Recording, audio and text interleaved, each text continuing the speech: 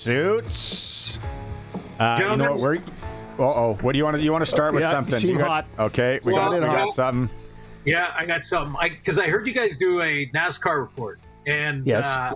it got me thinking. Because NASCAR, correct me if I'm wrong, are all the same specs, right? So the car, every engine in those cars have to have the exact same specs. Lots of the engines are actually coming from one team, and they lease them to other drivers and other teams. So really, winning and losing comes down to the skill of the driver. Because Without a there's doubt. no edge to be gained by the engine. Okay, Barney, this question I think is kind of leaning your way here. Oh, jeez. What do you think about a pro golf tournament where every golfer uses the same clubs? That's funny you say that, because when you guys started this, I was like, what sport? Golf. What if everyone had to use the same clubs? How much do you think that would affect winning and losing? How much of an edge does a great driver over an okay driver have? Like, I know it's all so high tech now that all the manufacturers are probably great, but I don't know. The technology's so good, so similar. The only thing, and I don't know if when you guys golf, and if you've got to like test a driver, if you want to, it's like if it doesn't fit your eyeball, or let's say if you got a blade, if you're hitting blades or somewhat blades and you're going to a cavity back iron, that might be the thing, the look. I think those guys are so good. They can shape the ball. They can hit the ball so effortlessly that if they all use the same clubs, it would be awesome, because then it just comes down to pure the mental game. Yeah, but the skill. And pure skill. Yeah. And make them putt with one of those putters from like a putt and bounce, like the old putters. What do you think of the ones that you stand up in, like the pendulum ones? What about those putters? Yeah, we golf with a guy in our group that has one of those. Really? I don't know how he calls it the Big Easy. I don't know how you do it. It looks awkward. It does. It does look awkward. Like right away, you look like a bit of a goober. Yeah. I no, those should be banned. Yeah, I'm wondering. It's surprising to me that like a Nike hasn't said we're going to invite the top 12 golfers in the world, and they're all going to use the same clubs. We'll fit them for size, but they're all going to be the same, and best man wins. So same stiffness shaft, same everything. Exactly, and it's a middle of the road deal. So someone who likes the stiffer shaft has to make the adjustment on the fly. You can go to the range before you tee off. Yeah. You can't practice for a month with them. You go to the range before you tee off. You get a feel for it, and you hit the first tee box. Or better yet, don't let them go to the range. There you go. Here's your clubs. Go. Trunk slam to the first tee. Let's go. I think we're on to something. If Nike's listening, I think we're on to something. Well, Nike's kind of out of golf clubs now, but I like it. True. And then they all got to use the same ball. Yep. Everyone should use the same ball. Yeah. It's got legs. It's got legs. Yeah. It's a fantasy world. Suits is the golf commissioner of the new golf tournament. Yeah. You're on to something, Suits. Hey, who's the new commissioner? Yeah. Hey, guys, I talked to a top executive at TSN yesterday, and that was my first question. And they don't know. So here's what's happening now. We're in big time meetings. Not me personally. I'm not on that floor of the office building with Bell, but they're in big time meetings right now, getting prepared for the season. And head of football ops Greg Dick is still in the office, so he is probably leading and chairing those meetings. But they're not. I said, okay, come on, just you and I talking here. No one's going to know until I get on CKRM the next day. Yeah. But for now, for the next 24 hours, no one would know. And who's the next guy? And they said, we haven't heard the name yet. And that to me, in some ways, because I've been involved with the CFL for so long, in some ways I think this might be a good thing, only because if the new ownership group has made a decision and can keep it a secret like they have for so long, this might be a good sign that they are ready to control the messaging coming out of the league office moving forward. I don't know. I'm trying to find silver lining in the fact that we're getting 50 days before we start training camps here. It's like drafts coming up. Yeah. It's like asking the smart aleck kids these days. When you ask them something and they go, Nunya. You're like, who? Nunya business.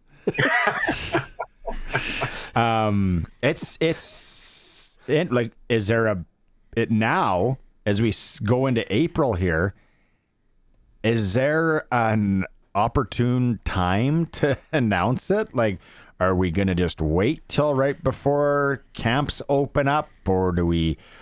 And what's the transition like? It just seems sketchy to me. I can't find a better word to use. Sketchy.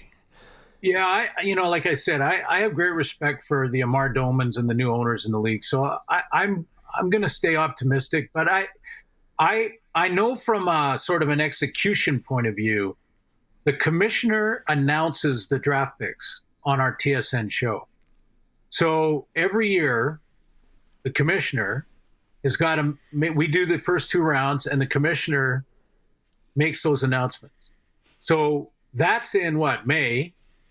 So now we're talking, go back. We're looking at the next week to 2 weeks is the ideal time. What, just wake up on social media tomorrow and be like, Glen Suitor to announce draft picks. Yeah. Slight change to the CFL draft. Now that gets people talking again. I did find out, I don't have the full schedule, but I did find out, and I'm very excited to know that I will be calling the opener for Saskatchewan, Ottawa in town. And nice. So, yeah, looking forward to that. We're getting our schedules together. And I can keep you, as I know more, I will make sure everyone knows what we have in store for TSN coverage this year. Selfishly, I love that because you can bring my gift from St. Andrews right at the beginning of the year. You got it, buddy. I don't want to raise expectations too high now, but I do have some. If it's a coaster from the bar, I'll be happy. Trust me. Here's your tea. My greatest favorite place on the face of the earth, I think. There's a lot of hype around Trey Lance added to the Rough Riders negotiation list.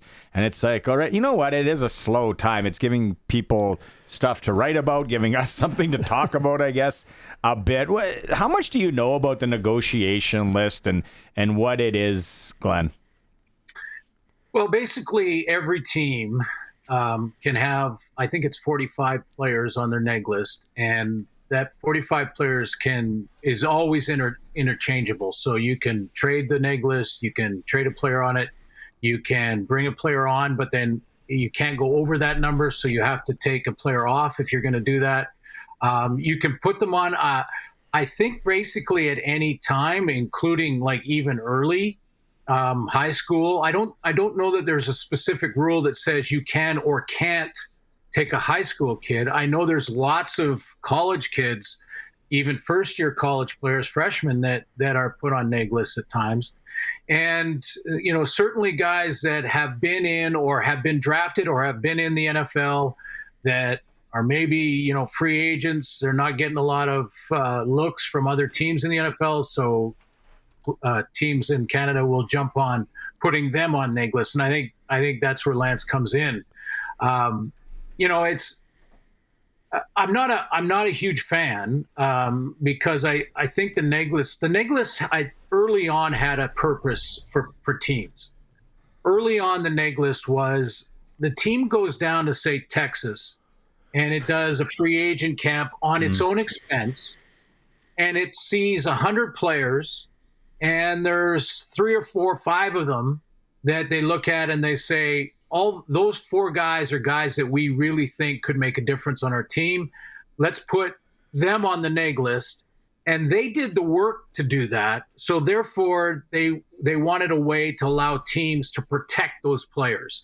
Like, you went down and looked at them. You went down and ran your camp, and you found them. Even if they're NFL guys, you went and saw them personally at your own expense. So now you can put them on and protect them. on this neg list. And then they made it private. And I don't know exactly why they have to do that. We're talking about it now because of one player's name. If you knew all the players, that creates a lot of discussion as to whether or not, yes.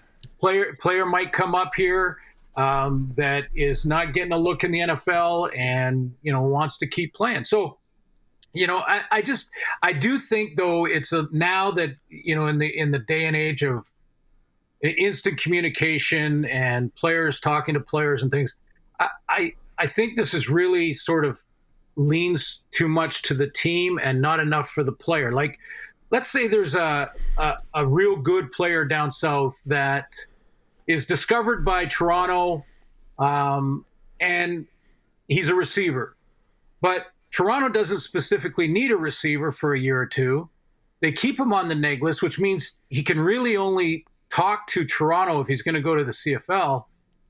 And that keeps him out of the league because he's being protected by a team that doesn't necessarily need a receiver at that time. I would rather see these guys be on a big, huge list that we can all talk about. Yeah. That any CFL team could pick up at any time. If you need a receiver and there's a couple on that big, huge list there, go and get one. Go get the best one. So, Glenn, to make it a comparative thing, it's a bit like a protected list of drafted players, even though we haven't gone through the draft process. Would that be fair to say? Yeah, I think the teams would try to shape it that way. I think they would say, we've done the work to find them. Why can Toronto just sign them? If they need a guy. And so I think that's what they're saying. It's we don't have a draft for American players. So how can we sort of plan our team and our depth on our team for the future, even the near future, without protecting them? But again, I don't see. This is one surprise for me. Why is the Players Association doesn't push back on this more is interesting to me, because what is it in it for the American player? The American player, some of them don't even know they're on a neg list. Yeah. In fact, most of them don't. So they don't. So who's what? Yeah. So that doesn't. Saska. That doesn't really help them. Like if you're down there and you're trying to get on an NFL roster, and it might feel good to you to know that if it doesn't work out, you got a chance to play in BC or Saskatchewan or wherever. And you start to Google that and look at that. That's kind of the only benefit I can see for the player. The team can hold that player on a neg list, and if they don't necessarily need that position, then that player just sits there and trains. He doesn't have a chance to go play somewhere else that may need a receiver. So, I think it's a little one-sided. I'd like to see the players have a little more rights here. And from a PR point of view, we need to know who the whole neg list is. Not exactly. Just let's talk about it. Why you want to keep it a secret, I don't know. I think it should be wide open that everybody can see it. And you can start to follow some guys that maybe you think are going to come up. You want to see where he's at or where he goes in the NFL draft, or if he goes in the NFL draft. It gives you the ability to follow your team even deeper than you're presently doing. And you'd have crazy fans tweeting at these people and being like, come play here. It goes back to the communication issue we talked about on Tuesday, right? This is part of the bigger communication scenario of promoting the CFL. Well, let's play devil's advocate for just a second and put our GM hat on. Okay. Why is a GM, if I'm a GM, why do I want this private? There's no reason. Yeah, there's got to be some reasons. I keep searching for him. Maybe Jeremy O'Day could answer this question immediately, and it's something I haven't thought of or missed. But honestly, I don't see a benefit if they're locked in anyway, and they don't even know. Then why is it a secret? Yeah, It doesn't make any sense to me. And we could be doing exactly what you said, Shark. We could be talking about these guys. We could be following them down in the States. We could be watching their college games saying, hey, we might get that guy. That'd be pretty cool to do across the board. Okay, when we regroup next week, it was on social media today, and I didn't do enough research on it, but we got to talk about the salary cap increase. Doesn't sound like it's set in stone yet.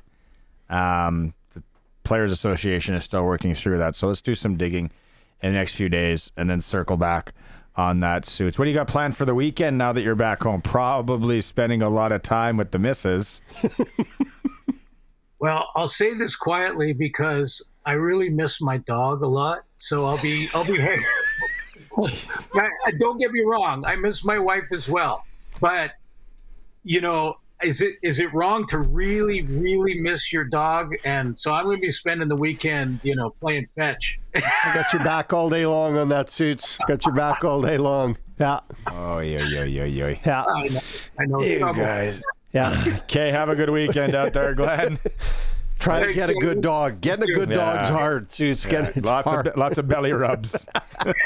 See ya. Press coverage with Glen Suitor.